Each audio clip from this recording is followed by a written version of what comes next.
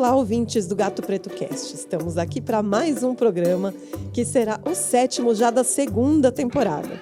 E hoje a gente trouxe para cá uma professora que é também clubista do Gato Preto, né? Ela participa com a gente dos encontros do Clube de Leitura e sempre traz contribuições muito interessantes para a gente. Por isso que a gente pensou em trazer ela para conversar aqui.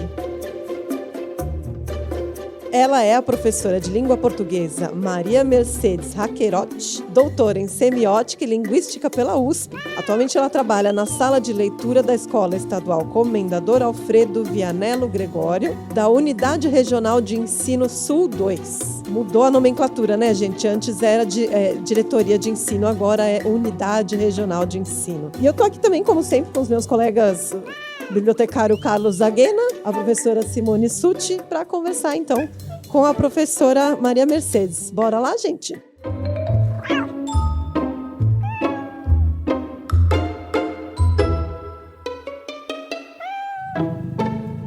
Bora lá, Patrícia, bora lá, Carlos. Maria Mercedes, é uma honra falar com você, porque cada vez que você participa dos nossos encontros do Clube de Leitura Gato Preto, é visível o seu entusiasmo, a sua alegria em falar da obra. A gente tem a impressão que você realmente vive a vida do personagem, dos personagens. Você transmite aquela emoção que a obra toda percorre, né, ao longo de uma narrativa. É muito visível. A gente vê o brilho nos seus olhos, a motivação das suas palavras. E tudo isso, eu imagino, que deve motivar também os alunos que frequentam a sala de leitura aí da sua escola. Fala pra gente, como que você faz isso e como que você consegue motivar os alunos também a gostar dos livros como você gosta? Bom, antes de mais nada, a gente precisa saber o que o outro quer, procura, quer ler, quer conversar, quer discutir. Então, quando os alunos chegam para mim e dizem assim, vim aqui pegar um livro. Que livro? O que você quer ler? O que você vai fazer com esse livro? Você quer estudar? Você quer passar teu tempo? Você gosta de amor? Você gosta de filosofia? Um aluno ontem, um queria terror e o outro queria... Eu apresentei até um livro, Contos de Terror, e o outro queria ler filosofia. Aí eu mostrei a parte da biblioteca que tinha filosofia, mas o que você quer ler de filosofia? Então, antes a gente dizer ou sugerir uma leitura, a gente tem que escutar o que eles vieram aqui fazer na sala de leitura. Às vezes não é nem para ler, é para falar.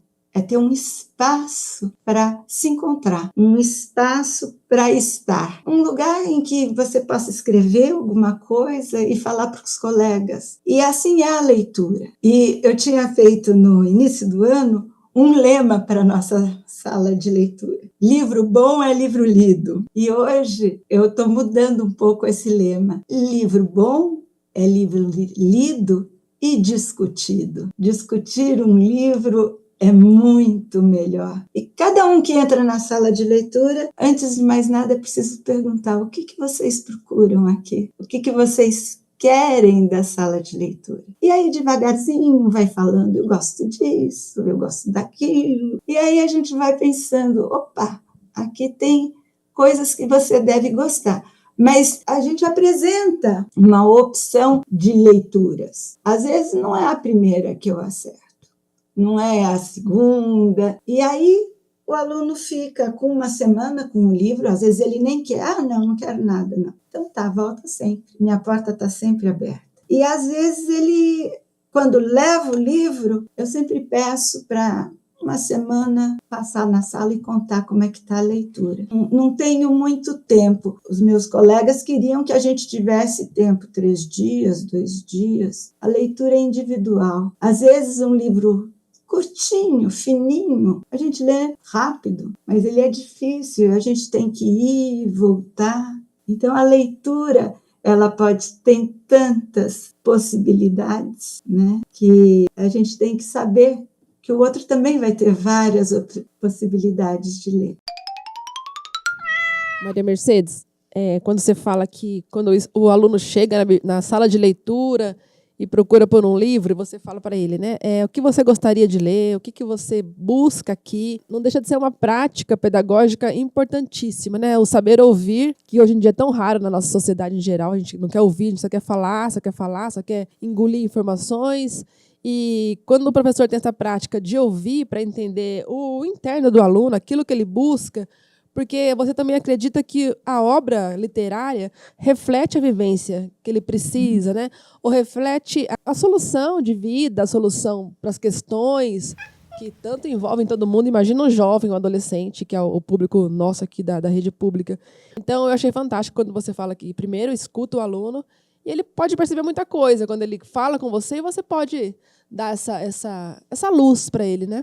A leitura, ela é uma atividade individual. A gente não pode esquecer isso. O livro entra no nosso ser, no nosso entendimento. Então, um livro, ele tem que ser escolhido, porque se ele for colocado só na mochila, ele não tem sentido, ele é papel. Agora, quando o aluno, ou a gente mesmo, quando eu começo a ler, às vezes eu custo a entrar na trama ou entrar na leitura, se é uma leitura filosófica, se é uma leitura de estudo, eu custo a entender, mas quando eu entro dentro da leitura e faço a minha interação com a leitura, eu brinco, opa, fui ler e peguei o lápis. Quando pego o lápis, quer dizer, o livro não é só o autor que faz, ele se faz na minha leitura, na minha interação com aquele texto, o que daquele texto é importante para a minha vida, para o meu aprendizado, e assim também para os alunos, né? E vai aumentando, a leitura vai aumentando o repertório, vai aumentando os gêneros, os estilos, né? Então, vai ganhando sentido. Ler é atribuir sentido para o texto, e o texto faz parte da nossa vida, das nossas interpretações. Mercedes, muito grato aí pela sua participação aqui agora no nosso Gato Preto Cast, sabe? Estou muito feliz de estar conversando aqui com você também. E ouvindo você, Mercedes, eu tenho uma impressão muito forte da minha experiência de leitura. A leitura é transformadora. Eu sinto que em muitos momentos eu consegui me transformar num ser humano melhor a partir da leitura de um livro. Como é que é isso para você? O livro é uma delícia, o livro físico. Mas hoje a gente tem pessoas que só leem no eletrônico, né? No tablet, no celular, no computador. A experiência é outra, não é mais tátil.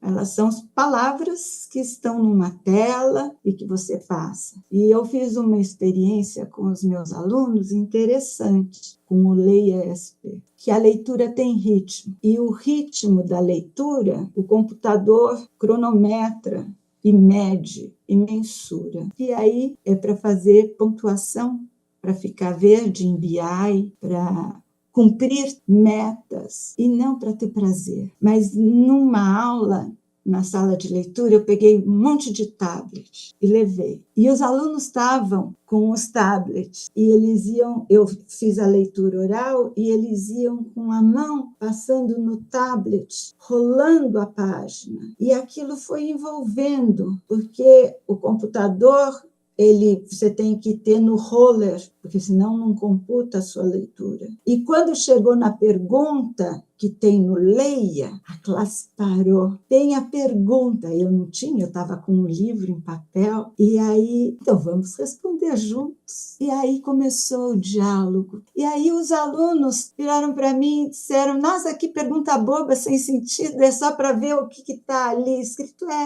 É uma leitura de localizar palavras. Mas vamos continuar a nossa leitura. E aí, quando continuou, um aluno pediu, troca o tablet pelo seu livro, e eu dei o livro para ele, e eu fiquei com o tablet dele, para marcar o tempo que ele estava. E ele foi lendo. E aí, um outro pediu, deixa eu ler o teu livro. E o livro foi correndo. E eles gostaram. E viram como é frio o tablet. E como é gostoso virar a página. Mas eles leram. Foi a semana que a gente atingiu meta máxima de leitura, numa classe que ninguém lia, que poucos liam. Então, o suporte, que era uma coisa que eu não me preocupava quando menina, quando estudava, mas hoje faz parte da realidade dos nossos alunos. E a gente precisa pensar, para que a gente vai ler um livro de contos no LeiSP, ou um conto num livro da biblioteca que só tem 2 exemplares?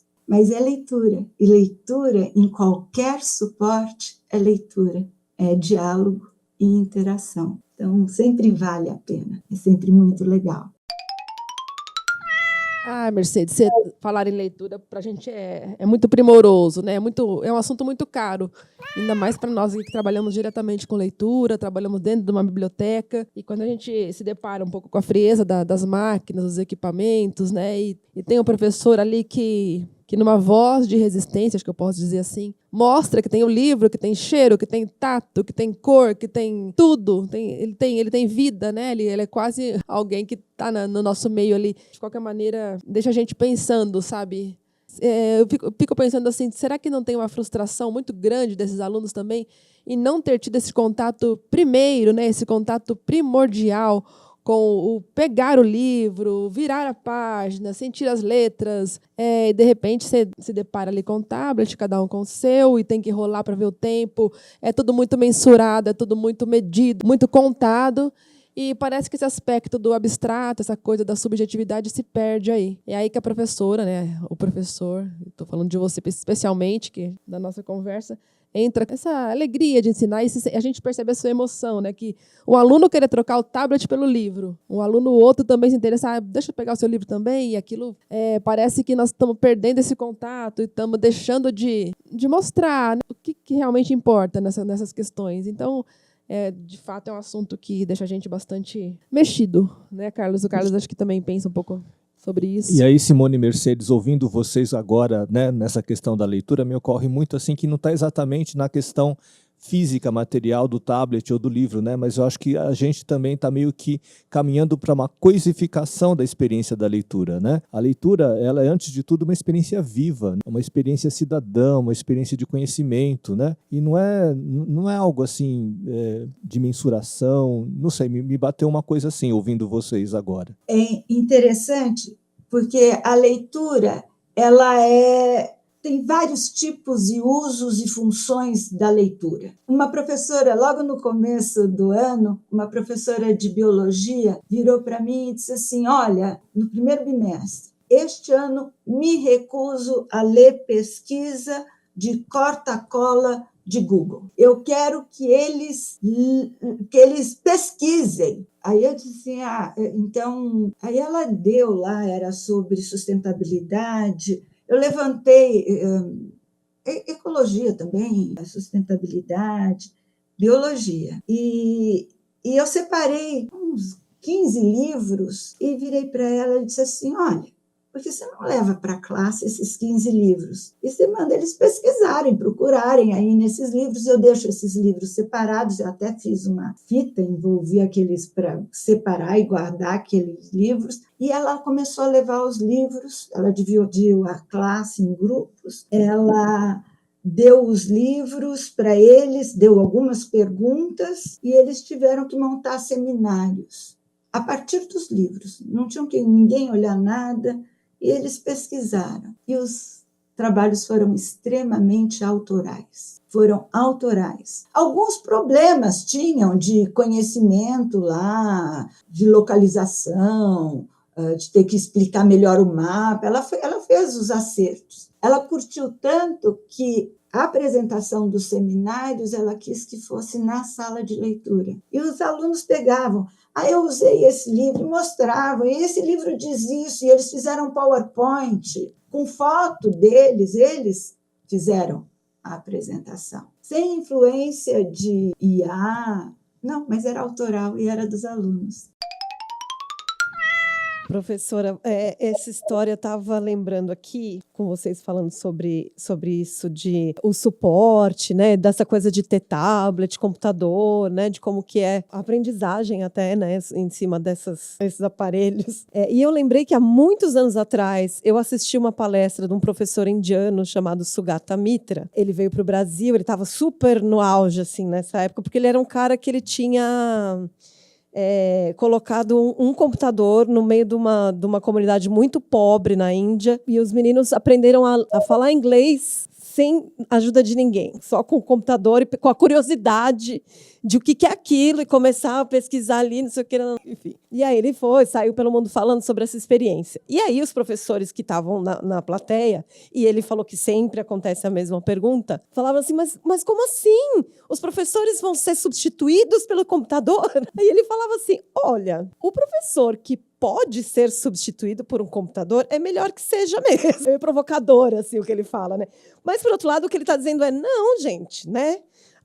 Os professores têm um papel fundamental, que é um papel, o computador tem outro papel, o livro tem outro papel, nada substitui nada, né? As coisas são as coisas do mundo por meio das quais a gente aprende, né?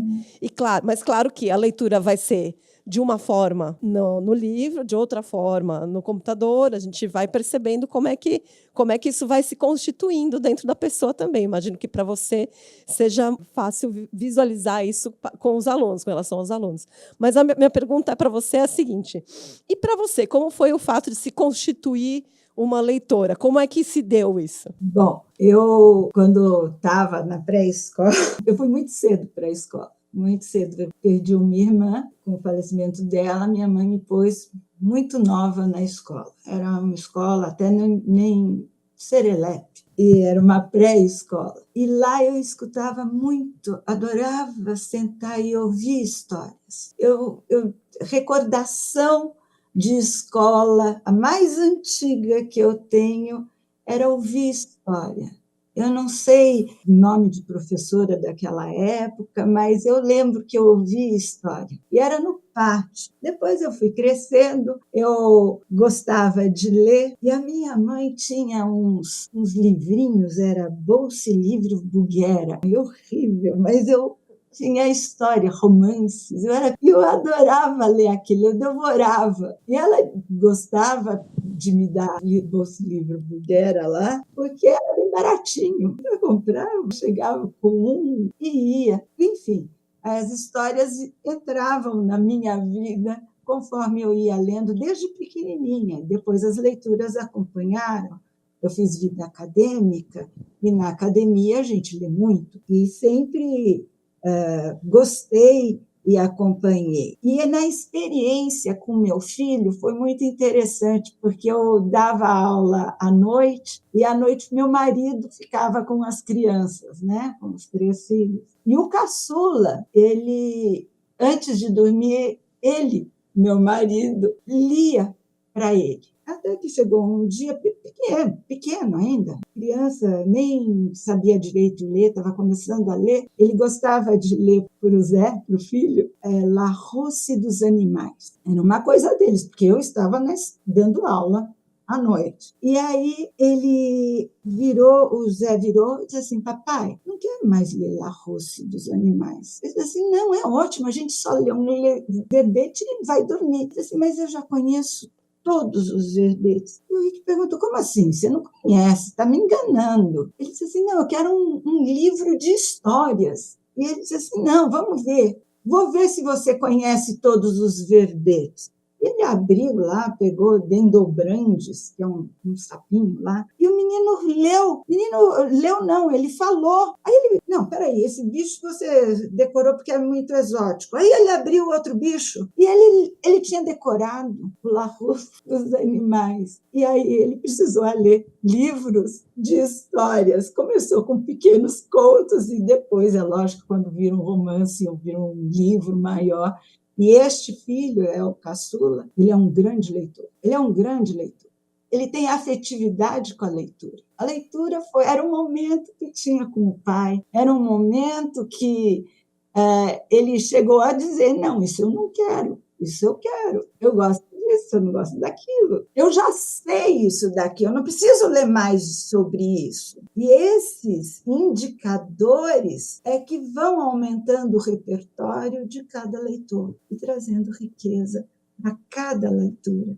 Quer dizer, cada leitura ganha uma significação. E é isso que a gente tem que buscar. Professora, eu fiquei lembrando, minha mãe lia também para mim, e isso é uma coisa que traz para a gente a afetividade para o ato de ler. Né? Minha família toda sempre gostou de ler, então acho que vai... Porque os adultos gostam, a gente se espelha e começa também a ler, e daqui a pouco a gente também está envolvido com o negócio, né? Então, essa coisa de ler para as crianças é muito legal, né? É uma coisa que vale muito a pena, é constitutivo, assim, né? E tem essa coisa de que falam hoje na neurociência, de que a gente aprende mesmo quando a gente está envolvido emocionalmente com o conteúdo que a gente está lidando, né? Então, é isso, para as crianças mais ainda fundamental, né? Mas, em geral, a gente fala aqui sobre adultos. Você já teve experiência de fazer esse apaixonamento aí que você costuma fazer? Você já fez isso com adultos? Os alunos eu dei há muito tempo aula no EJA. E o EJA é muito legal. São pessoas que não puderam cursar a escola no tempo regular, né? No tempo natural. E eles voltam para a escola porque sentem necessidade. Mas há grandes lacunas de leitura e escrita, grandes. Então, a gente tem que começar com uma crônica, ler junto, ler a crônica. Primeiro, uma leitura sem separar, se tiver discurso direto, uma só pessoa vai dando entonação, mudando a entonação de um personagem para outro, até que eles começam a perceber o sentido daquele texto, como aquele texto é. E aí eles começam, tem um conto que eu amo de trabalhar com adultos, né? Ou seja, jovens adultos e até adultos, da Lúcia Lopes, A Caolha. É um conto maravilhoso. É um conto que trata de bullying, é um conto que trata de beleza, de feiura física, é um conto que trata de mãe e filho, do relacionamento mãe e filho, mãe que dá tudo para o filho e o filho que tem vergonha da mãe. E a história vai se modificando até na última página. Meu Deus, que filho, que mãe, que tia. As personagens ganham proporção. E nessa leitura desse conto, a Lúcia Lopes, ela é uma escritora que é do século XIX, tá? Mas ela tem uma característica que ela, muitos anos, usava pseudônimo masculino, porque em 1800 ela não podia ser ela a escritora. E ela se liberta, e aí vem esse conto, tá? Quando ela ganhou um prêmio em Portugal. E quando ela ganha o prêmio, ela passa a ser a autora, mulher de saia longa, escrevendo e assinando jornais, revistas, contos e o próprio livro dela. Outro livro dela é A Falência, mas esse conto é bom para quem começa. A gente começar com um conto por causa do volume, para não assustar o leitor que está iniciando. O tempo de leitura conta, é importante. E aí uma outra coisa que me ocorre também ouvindo vocês, a conversa aqui está muito legal, né? E assim, eu acho que por trás da leitura sempre tem questões. Estou lembrando agora de um professor de faculdade que assim, ele falava assim que o conhecimento ele parte do interesse de uma pergunta, né? Quer saber alguma coisa, né? Como a Mercedes falou do filho, né? Que quer ouvir mais histórias, que ele já conhece todos os animais, ele é uma sede de conhecimento, né? E uma pergunta que eu acho que eu meio que deixo em aberto também, né? Eu percebo que por trás, né, da pouca leitura que acontece, tem assim, falta de perguntas, as pessoas andam com poucas questões. Aí, assim, seria uma outra conversa, mas eu queria deixar registrado essa lembrança que me veio. Seria uma outra conversa, mas eu gostaria de ouvir uma palhinha aí, só talvez uma palhinha da professora, que tal? A pergunta é fundamental, porque quando, no início do ano, o lema que eu tinha posto para a sala de leitura era livro bom é livro lido. Hoje, eu acho que é livro lido e discutido. E uma discussão surge a partir de perguntas, talvez não perguntas, dúvidas, indagações, que elas é que vão dar significação para o texto. Elas é que vão nortear o porquê de ler aquele texto. Então, o aluno, quando lê, ele tem indagações. E são elas que vão dar significação para a leitura dele, aluno. E é elas que o professor tem que trazer, aflorar, despertar naquele leitor, porque a significação é dada pelo leitor. E é um mergulho para não voltar mais, né, Maria Mercedes?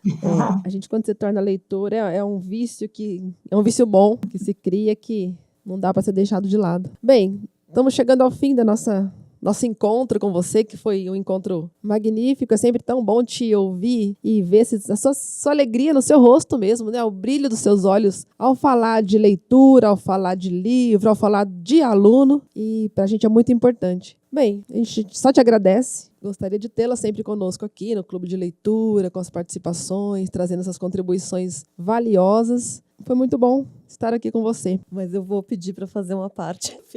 O finalzinho do fim. O finalzinho, história sem fim. Qual que é o seu livro de cabeceira, professora? Tem algum? Olha, de cabeceira, da cama tem um que eu volto e meia vou. São os livros de oração. Mas depois que Clarice Lispector até tem uma hora que fala da oração, eu acho até legal dar como depoimento um livro que me acompanha à cabeceira da minha cama é a Bíblia, que já li assim, desde o Êxodo até o Novo Testamento, e atualmente eu leio aleatório, abre, e uns pequenos versículos já dá o sono e pof, a porta. Então, de cabeceira, ao lado da cama, esse não sai. É velhinho, está bem velhinho, já foi riscado, já foi estudado, mas ele fica lá, eu não consigo dormir sem dar uma lidazinha. Mas eu adoro muitos gêneros. Eu preciso variar os gêneros. Isso é uma coisa que o Gato Preto está me dando de presente. A oportunidade de ler o que eu não escolho, mas vocês escolheram para a gente. E a fartura, eu já estou com a pedra que cai ali, o vermelho, para o próximo mês, porque a mulher é muito grande, e um mês é pouco tempo para ler.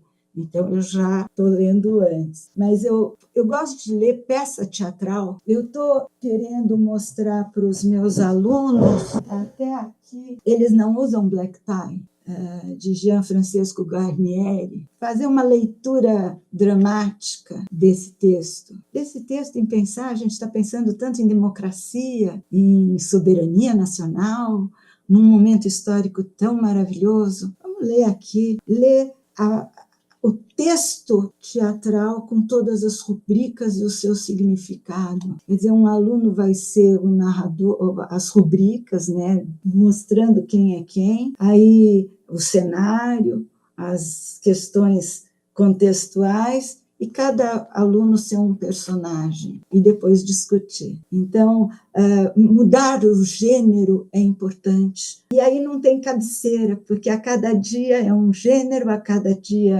é um livro de contos, às vezes é só uma crônica do jornal. Então, mas a gente não passa um dia sem ler um texto. Isso aí já faz parte da vida, do ar que a gente respira, né? E às vezes tem textos bons e textos que não são bons, mas a vida continua. O importante é se manter lendo, né? Porque é isso, quanto mais a gente lê, mais a gente vai querer ler, mais vai ampliando o universo, né? É isso. Muito obrigada, professora. Foi muito bom estar com você aqui. Espero que os nossos ouvintes não vão poder ver o seu sorriso, como a gente está vendo, e não vão poder ver o seu brilho nos olhos, como a gente consegue ver. Mas vou dar a dica aqui. Assistam o Clube de Leitura Gato Preto no YouTube, que vocês vão ver, tá bom? Porque vale a pena. Obrigada, professora. Mercedes, muito grato, tá? Só para me despedir aqui. A gente aprende muito com você, tá? Muito grato.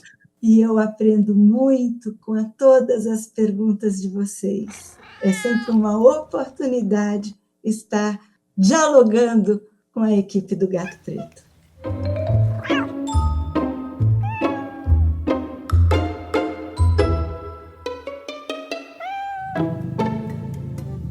É isso aí, pessoal. E todos nós aqui da equipe da produção do Gato Preto Cast, da biblioteca da Divisão Cremário Covas, agora a nova nomenclatura, né?